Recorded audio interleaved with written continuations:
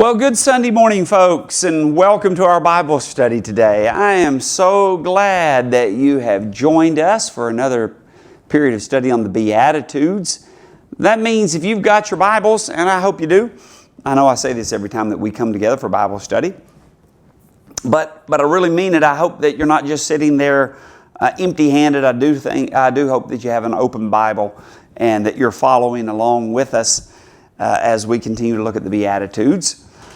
Okay, today we are on the fifth Beatitude. That means we're going to look at verse 7 is where our focus is going to be.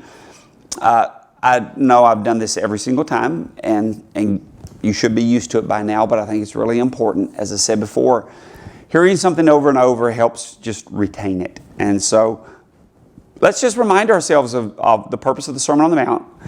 It is all about life in the kingdom. In the Sermon on the Mount, Jesus is showing us expectations that come with being a subject of King Jesus. When we accepted His invitation to come into His kingdom and experience all the blessings of the kingdom, He's letting us know there are responsibilities that come with all of those privileges. This is how God expects us to behave, to act, to think. That's what it's all about. Some have called it, as you know, a Christian manifesto. The second thing that I want to remind us of again is the meaning of the word blessed. It is the Greek word makarios, which means fortunate, or it describes someone who's in a favored position or an enviable position. It's not really about describing an emotional feeling like being happy. It is someone who is in a favored position with God. Well, as we look at the fifth Beatitude now, I want to say something. We get a little bit of shift here. Let me mention that real quickly. And what I mean by a little shift is the first four Beatitudes dealt with spiritual attitudes. In other words, they dealt with principles of the heart and principles of the mind. Fortunate are the poor in spirit. That is someone who just knows and embraces their brokenness, that they realizes that they are spiritually bankrupt without God, that they are destitute and impoverished spiritually, and they desperately need Him. Blessed are those that mourn. Again, that's this internal attitude. It is a consciousness of our sinfulness.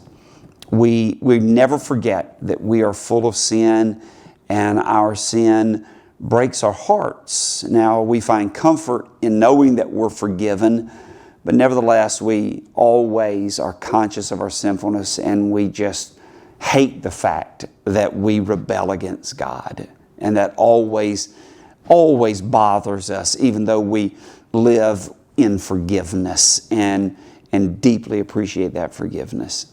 And then, of course, the third one that we looked at was blessed are the gentle. That is, those whose strength is under control. As we relate to other people, there are going to be things that can potentially set us off. But what God expects us to be is controlled. Control the intensity of these passions. And then the fourth one that we looked at, of course, last Wednesday night was hungering and thirsting for righteousness. It is the spirit that longs to know God's will and do God's will. Now, as we come to the fifth Beatitude here in verse 7, now the last four of the Beatitudes, beginning with this one, are going to talk about the outward manifestations of those attitudes. So these first four are all about ways that we think, and these last four are ways that we act, outward manifestations of them. Okay. With that in mind, then let's take a look at verse 7. Blessed are the merciful, fortunate are the merciful, for they shall receive mercy. Now, the concept of mercy is really, really important in Matthew's gospel. I want you to turn to Matthew chapter 9. We're going to take a look at this. In fact, Jesus identifies mercy as one of the most basic, fundamental expressions of a person's relationship with God. You'll see that here in places like Matthew chapter 9 and verse 13, where Jesus says, "But go and learn what this means. I desire compassion and not sacrifice, Now, the word here that's translated compassion in my New American Standard, it's actually the noun form of the same Greek word for merciful in Matthew 5, verse 7 in the Sermon on the Mount. It's the same. If you and I were Greek readers, we would see that. It's the noun form of that particular word. In fact, if you've got the NIV or the King James Version, they both translate this word here in Matthew chapter 9, verse 13. They translate it mercy. I desire mercy and not sacrifice. Flip over to Matthew chapter 12. Matthew chapter 12. When you get there, look down at verse 7. But if you had known what this means, I desire compassion and not sacrifice, you would not have condemned the innocent. So again here, the word that's translated compassion in the New American Standard is the noun form of the same Greek word that Jesus uses in the Sermon on the Mount when he says, blessed are the merciful. And again, the NIV, the King James, translate this word in Matthew 12:7 as merciful. Turn over to Matthew chapter 23. Now remember what we're doing here by looking at these passages. I told you a second ago that the concept of mercy is really incredibly important in Matthew's gospel, and that what Jesus does is he identifies it as just fundamental, basic fundamental expression of our relationship with God. Matthew 23, look down at verse 23. Matthew 23 and verse 23. Jesus says in a series of woes against the Pharisees, woe to you scribes and Pharisees, hypocrites, for you tithe mint and dill and cumin and have neglected the weightier provisions of the law, justice, mercy, and faithfulness. So here he describes the weightier provisions of the law that they have neglected. And one of those that he mentions, one of the three that he mentions, is the word, or is the concept of mercy. And again, it's the noun form of the same word that Jesus uses in Matthew chapter 5 and verse 7. Okay, so now that we see really how fundamental and how important this is in our relationship with God, let's talk about what does it actually mean. And the meaning of the word mercy, it really embraces two ideas, and you'll see both of these ideas in the New Testament. First, it embraces the idea of having compassion for someone who's suffering or for someone who's in need. The second idea that you'll find in the New Testament is that it embraces the idea of forgiving someone who sins against us. Now, let's kind of look at both of those. Let's talk about, first of all, having compassion for those who are suffering or who are in need. Now, when we talk about being merciful to those who are suffering and those who are in need, we need to understand that this concept of mercy involves something far more than just a feeling of compassion. It's far more than just feeling sympathy for someone's plight. It is a feeling of sympathy. I'm not saying the feeling's not there. It is a feeling of compassion. But really the word mercy includes a whole lot more than that feeling of compassion. It's not just a feeling of compassion, it's showing compassion. It's not just a feeling sympathy for someone, it's giving someone a helping hand. That's the idea. In other words, when Jesus talks about mercy, when the New Testament talks about mercy, it's talking about an action. It is genuine compassion that is expressed in genuine help.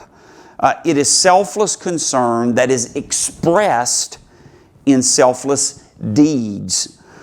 Let me show you a couple of places. Let's take a look, bounce around and look at a couple of places in the Bible where that supports this definition of mercy, that it's not just a feeling, it's that feeling that expresses itself in action. First of all, turn to Luke's Gospel. Luke chapter 17. Luke chapter 17, when you get there, I want you to look down at about verse 12. Luke chapter 17, go down to about verse 12. Okay, this is the healing of the 10 lepers. Look at verse 11. While he was on his way to Jerusalem, he was passing between Samaria and Galilee. And as he entered a village, 10 leprous men who stood at a distance met him. And they raised their voices, saying, "Jesus, Master, have mercy on us." Now, when we see that, I want you to ask yourself, when they said, when you see that they asked Jesus, "Have mercy on us," what do you think they were asking for? Really, what were they asking Jesus for? Were they saying, "Jesus, look at us and feel compassion for us. Jesus, look our way and feel sympathy for us"? That's not what they were asking for. They weren't asking for sympathy, and they weren't asking for compassion. They weren't asking for a few kind words. They were asking for action. They wanted Jesus not to just feel something for them. They wanted Jesus to do something for them. They wanted Jesus to help them. They wanted Jesus to heal them. And so you can see here in the idea of mercy, it's far more than just a feeling. It is an action. Turn over, let's stay in Luke's Gospel, but let's go back to Luke chapter 10. Luke chapter 10. When you get there, look down at about verse 36. Luke chapter 10, down in verse 36. This is during the parable of the Good Samaritan. I'm not going to go over the story with you. You know the story. So we're just going to get to this point where Jesus asks the question. He says, "Which of these three do you think proved to be a neighbor to the man who fell into the robber's hands?" And of course, what he's talking about, you had a priest and you had a Levite and then you had a Samaritan who also saw this man who was beaten and robbed. And his life is just flowing from him. And the priest and the Levite, of course, go the other way. They pass by. They don't render any kind of aid and assistance. And I won't get into the details of why they would do that. But then the Samaritan comes along and he sees him and he ministers first aid and he puts him on his donkey and he takes him to an inn and he provides for him and does everything that he needs. And so it's at the end Jesus says, "Okay, which of these three, the priest, the Levite, or the Samaritan, do you think proved to be the neighbor to the man who fell into the robber's hands?" And they said, "The one who showed mercy toward him." See how the word's used there. Not just the one who felt sympathy for him. I'm going to guess that the priest and the Levite both, when they saw the man, I'm going to guess that there was at least a feeling of sympathy there. I'm going to guess that there was a feeling of compassion there. The problem is that those feelings didn't translate into action. But when the Samaritan saw the man and was moved with compassion, it led to action. It led to genuine mercy. Okay, so we need to really understand that is the concept of mercy. It goes far beyond a feeling. It is an action. And I'm going to guess that this is probably new to some people when they hear this, when they understand that mercy is more than just feeling something for someone, that it's doing something with someone. And so how we would apply that in our own life, of course, I think is pretty obvious. And that is when we see people who are, in a desperate situation and we're able to do something, it means that we do more than just feel sorry for them and feel compassion for them. It means that we actually do something for them. It means that we do more than just pray to the Lord for, to please send missionaries to save the lost. It means we're concerned about the lost and we become missionaries in our own backyard, at the office, at the ballpark. It doesn't just have to be in some distant corner of the world. It's doing something. Feeling compassion for someone is doing something.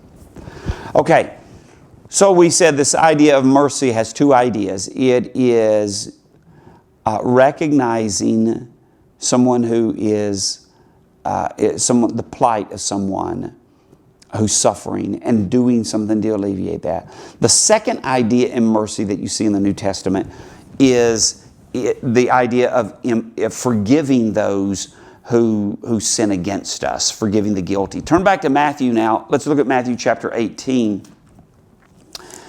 And when you get to chapter 18, if you'll look down in verse 21, there is a forgiveness parable here. And it comes on the heels of Peter asking Jesus how often should he forgive his brother who sins against him. 7 times, up to 7 times. And Peter really does think he's being generous, because we know that kind of in Jewish thinking, 3 was the limit. And that was because of a misunderstanding of some Old Testament passages like you would see in Amos and things like that. And so Peter kind of doubled that and added 1 for good measure. And so he thinks he's being really generous. And Jesus comes along and he says in verse 22, no, not 7 times, Peter. Up to 77 times, or some translations say 70 times 7. It doesn't really matter whether it's 77 or 70 times 7. Jesus is not putting a limit on forgiveness. He's just using a big number to basically say, oh, you never stop forgiving, Peter. When someone comes to you legitimately seeking forgiveness, you always forgive. And then he says, then he tells this parable to emphasize that we're never more like God than when we're forgiving those who sin against us. And he tells this parable of an unmerciful servant, and we don't really have time to look at it in depth, but this servant owes his Lord an enormous amount of money, that there was absolutely no possible way that he could pay it back. In verse 24, it was 10,000 talents. That's about 60 to 100 million days' wages. In today's terms, it would be about 10 billion with a B dollars. And so the point is, it doesn't matter. He could never pay it back. With all the time in the world, he couldn't pay it back. With every one of his friends contributing, he couldn't pay it back. It was a debt that could not be paid. And so he asked for time. And in verse 27 says that the Lord of the slave felt compassion and released him and forgave him the debt. See that word compassion there? This is the idea of mercy. He felt compassion. And what did he do? Said, oh, I really feel for you, but listen, I'm sorry, there's nothing I can do about it. You still have to pay the debt. No. He felt compassion and released him and forgave him of the debt. Now, again, the debtor here, the person who comes to this person with this debt that is far exceeds anything that he could ever hope to pay back, of course, represents me, and it represents you, and it represents all of mankind. The merciful King here represents God, and by virtue of our sin against God, we are a debtor, and the debt, again, is so great that there's no possible way that we can pay it back. It is something that we cannot do on our own, and no one else can contribute to it as well. The payment is impossible. And so God felt mercy on us, and He sent Jesus Christ to do what we couldn't do for ourselves, and that is He paid our debt. And so the real point of the parable, though, is what kind of attitude should a forgiven sinner have toward those who sin against him. That's the point. That's the context of this. It all started with Peter saying, how often should I forgive people?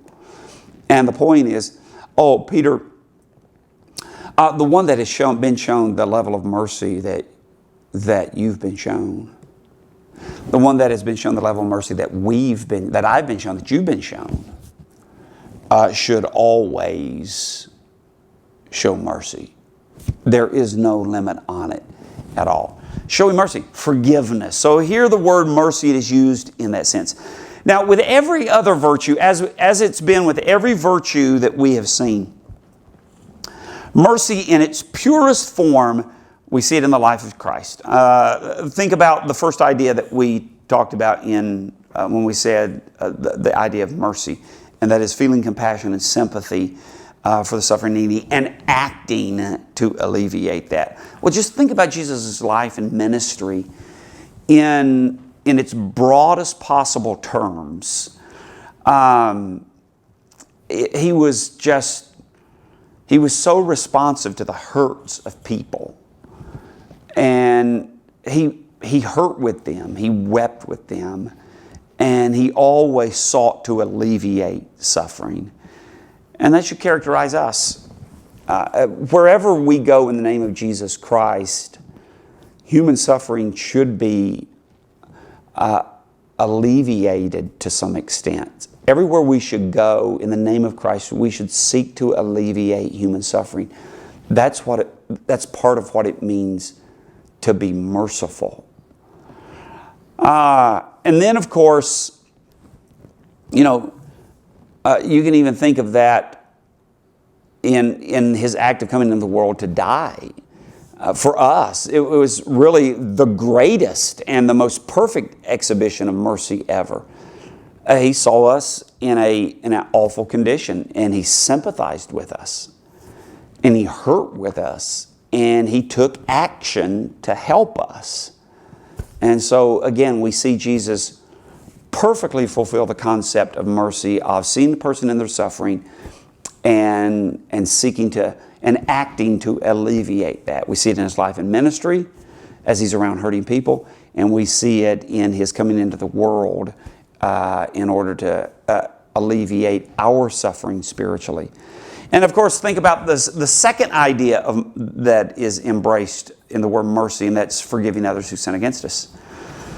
Think about Jesus, and think about Him hanging on the cross, and think about Him as the object of scorn, and think about the mockery, and think about the taunts, and think about the ridicule.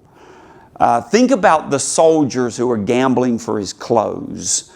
But in the midst of all of that mocking, and in the midst of all of that, all the taunts and all of the insults and all of the physical abuse, think about what Jesus did. I'll tell you what, why don't we just lay our eyeballs on it? Turn over to Luke chapter 23. Luke chapter 23.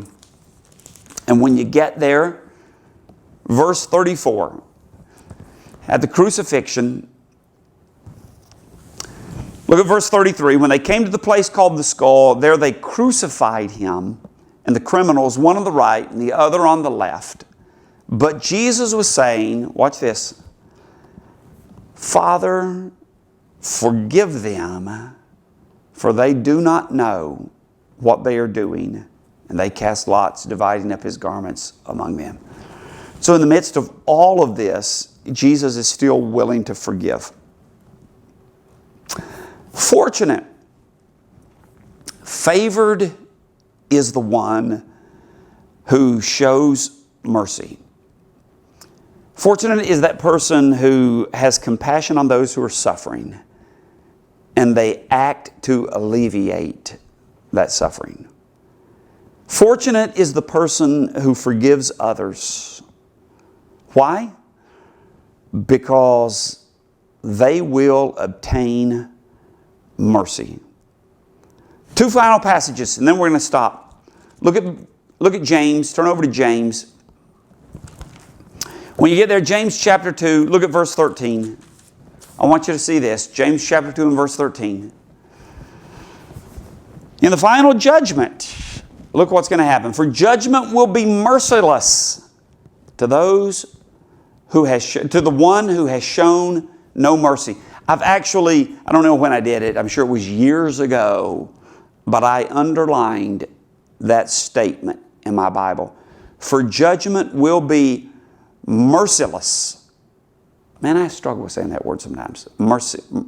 Merciless. There we go. For judgment will be merciless to one who has shown no mercy. On the day of judgment and final judgment, if we are not merciful to others, we cannot expect to find mercy ourselves. And then the last passage that I wanted you to look at is Matthew chapter 25. This is a scene at judgment. And look at verse 31. And we're not going to read all the way through verse 46, but this in those verses between verse 31, when you start there and you get through verse 46, what you will see is that mercy is going to be extended to those who have shown mercy. Take a look.